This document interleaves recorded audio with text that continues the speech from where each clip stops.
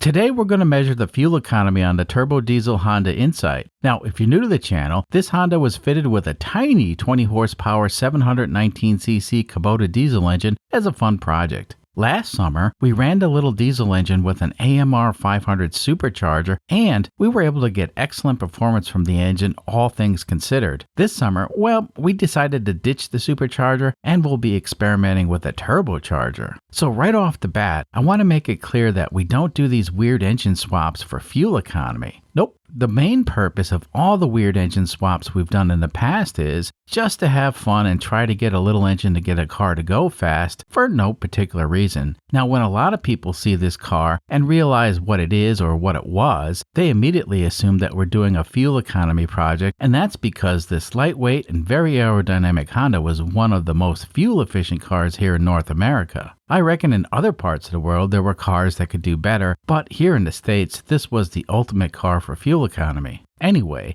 that's cool and whatever. Now, the reason we picked this car out for our silly engine experiments is, well, it's extremely lightweight and it's aerodynamic. So that means you could literally put a lawnmower engine in one of these things and it'll actually go down the road with amazing results. Of course, a lot of people take advantage of this car's lightweight and swap in a Honda K-Series engine for mind-bending performance. In all honesty, the K-Swap Honda engine insights are awesome, and I love the idea of stuffing a turbocharged 400 to 500 horsepower engine in one of these things. But we ain't doing that. Nope, we'll take the road less traveled and do unconventional engine swaps. So the Kubota D722 engine that we stuffed into this Honda is technically a K-swap if you squint your eyes and disregard what the K in K-swap means. And as it turns out, the little diesel engine makes this car so much faster than the 212cc Predator or the 420cc Predator we jammed in the engine bay in the past. But as a side effect of the diesel swap, we've discovered this car gets insane fuel economy.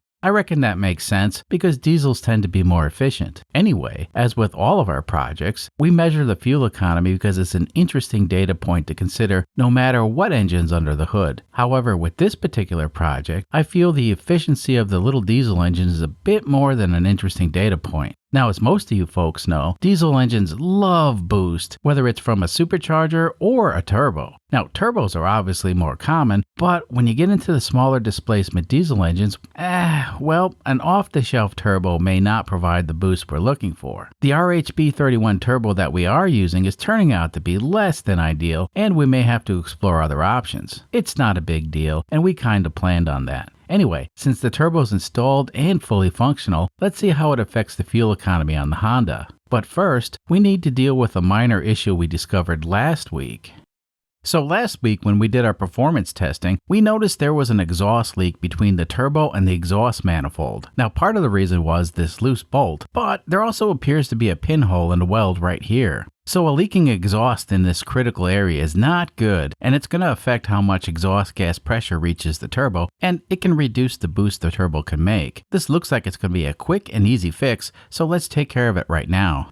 Between the manifold and the adapter, we have a perfect seal, and that's good. However, on the other side, it looks like we have a massive leak. This leak was most likely caused by the loose bolt, and it's not a big deal to fix. I reckon all we really need to do is grind down the area with the pinhole and zap it with the MIG welder. And here's the pinhole that was causing our leak. Now, this turbo adapter is double walled, and what that means is this adapter has one pipe inside of another pipe. Anyway, when this part was fabricated, the pipes were welded to the flange from this side and the welds were ground flat. Well, it looks like these two areas didn't get welded properly, and the exhaust leak may be from the exhaust gases going through these openings and getting between the double walled pipes. So we're going to weld this area to ensure that we have taken care of any potential leaks. Now, this flange has a lot of thermal mass, and my 120 volt welder that's made to do auto body repair typically has a tough time welding stuff like this. So in order to get the best weld penetration, I need to preheat this area. Now, I'm told I don't need to do this. However, this is what I found works best when welding thick steel with my underpowered MIG welder. You know, your results may vary depending on what kind of welder you have. And now we can zap it with the MIG welder.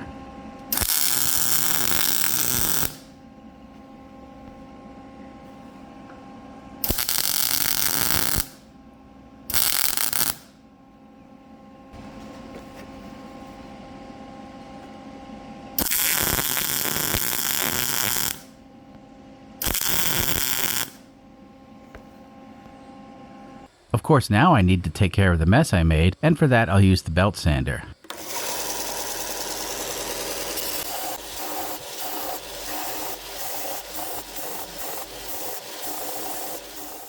Alright, this looks good enough for YouTube, and that's good enough for me.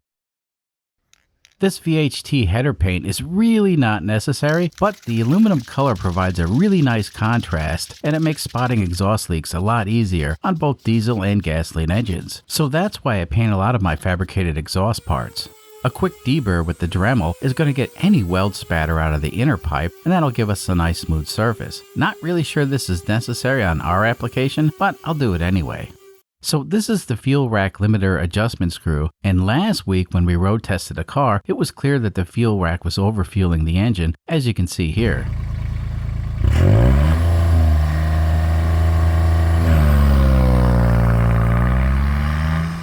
So without adequate boost for the turbo, overfueling the engine can cause the exhaust gas temperatures to reach a dangerous level. So I went ahead and adjusted the limit screw to back off on the fuel just a little bit, because right now we just can't get a clean burn with the turbo not making the boost that we need. This should help clean up the exhaust a little bit, and we should still have plenty of power. Fast forward and the car is back together. This time I tighten all the bolts, and hopefully we won't have any more exhaust leaks in this area. I think at this point the car is ready to hit the road and we can do our fuel economy run. Okay, let's go for a ride.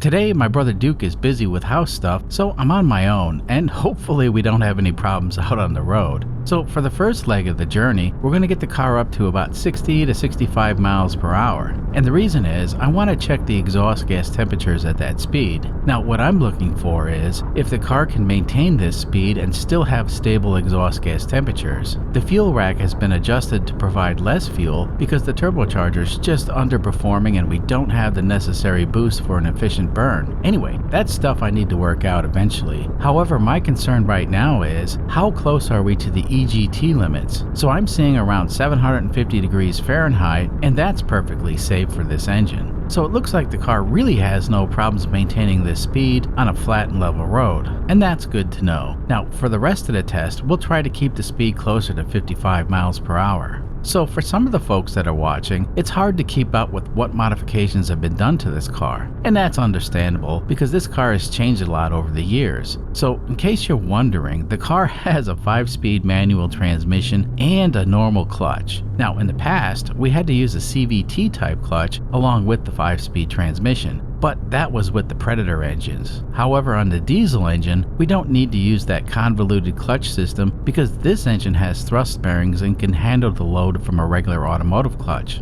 Unfortunately, with the little Predator engines, the thrust load on the crankshaft from a normal automotive clutch would be enough to destroy the engine in short order. Now, the transmission we are using is out of a Saturn and it's a close ratio version. Since this diesel engine is low on both torque and horsepower, we need a close ratio transmission to help the car accelerate faster. So yeah, diesel engines normally do have a lot of torque, but you also have to keep in mind the engine that we're using is tiny, and while it does have a lot more torque than horsepower, it's still not a heck of a lot. So it's important to help the engine out by using a transmission that has a set of close ratio gears in it. I'd say the transmission we're using is close to ideal, except for 5th gear. There's a little bit too much overdrive in 5th. You see, the issue with 5th is the turbo lag once we drop the transmission into 5th gear, and it takes a bit longer for the turbo to spool up again, and unfortunately that hurts our acceleration performance. Let's take a look at the gauges. So at cruising speed, the exhaust gas temperatures are hovering near the mid 500 degrees Fahrenheit range, which is well within the safe zone on this engine. The boost is a bit of a disappointment, and it looks like we have less than 3 psi of boost at cruising speed. I would like to see closer to 8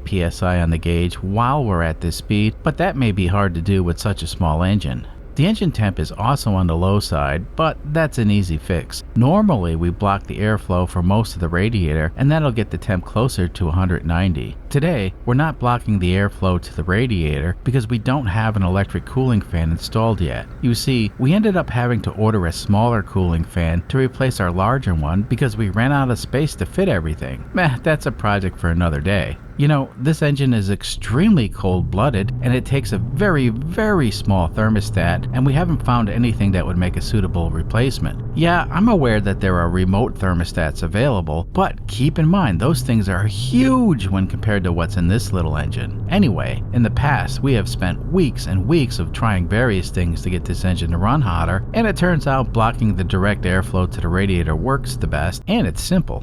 Okay, well, it may not seem like it, but we put a lot of miles on this contraption, and now we need to know how much fuel we consumed. Let's do a quick check under the hood to confirm that there's no leaks between the exhaust manifold and the turbo. Yep, it's looking real good. I would say the repair we did was successful, and all the exhaust gas pressure from the engine is being routed through the turbo, and that's exactly what we want.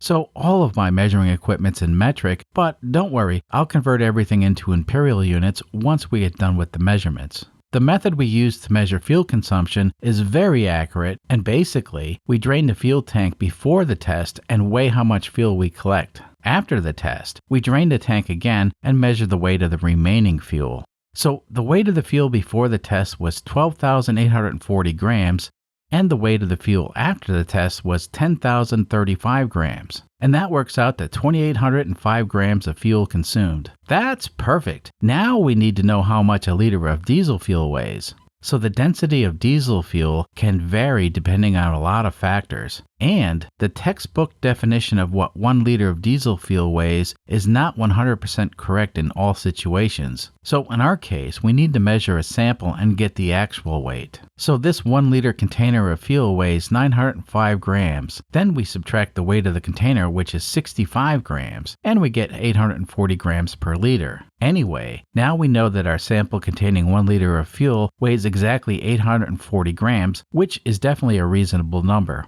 So the car consumed 2,805 grams of fuel, and if we divide that by 840 grams per liter, we learn that the car actually used exactly 3.34 liters of fuel, or 0.871 US gallons. At this point, all we need to know is the distance traveled, and then I can tell you exactly what the fuel consumption was. But here's the deal. Whatever the consumption was, it's going to be pretty good, because this car always does well on the fuel consumption test. That's probably the only thing this thing does really well. But keep in mind, this project is not a fuel economy project. I say that a lot because I didn't build this car for fuel economy. It's just a fun project that allows us to play with a tiny little diesel engine. So is the diesel-powered car better than the OG Honda Insight? You know, there's actually a good chance that this completely stock gasoline-powered car can do better than the diesel contraption. And that's because this car is equipped with all sorts of clever gizmos to help the driver maximize their fuel economy. The instrument panel in this car is focused on one thing, and it's right here. Yeah, I know pretty much every car nowadays has a fuel economy computer thingy of some sort, but Honda put this gauge front and center, and it's supposed to be the second most important gauge on the car. I reckon for most people, the speedometer is the most important gauge, at least it is for me. Anyway, on this car, it's not just the gauge that's important, it's how you interact with the car when the car does goofy things. For instance, when the lean burn system kicks in while you're going down the road, you can effectively ride the lean burn wave and allow the lean burn to boost the fuel efficiency for quite a while if you keep an eye on the gauge. The bottom line is, if this gauge is used correctly, it can help the car get incredible fuel economy. Meh, I never look at this gauge anymore, and that's because I drive this car normally and I don't necessarily care about the fuel economy. And it turns out if you don't watch the fuel economy gauge, the car will typically get around 50 miles per gallon, sometimes a little bit more, and for me that's good enough. When I drive this thing, I would rather get to my destination quickly and not have to play games watching this silly computer thingy.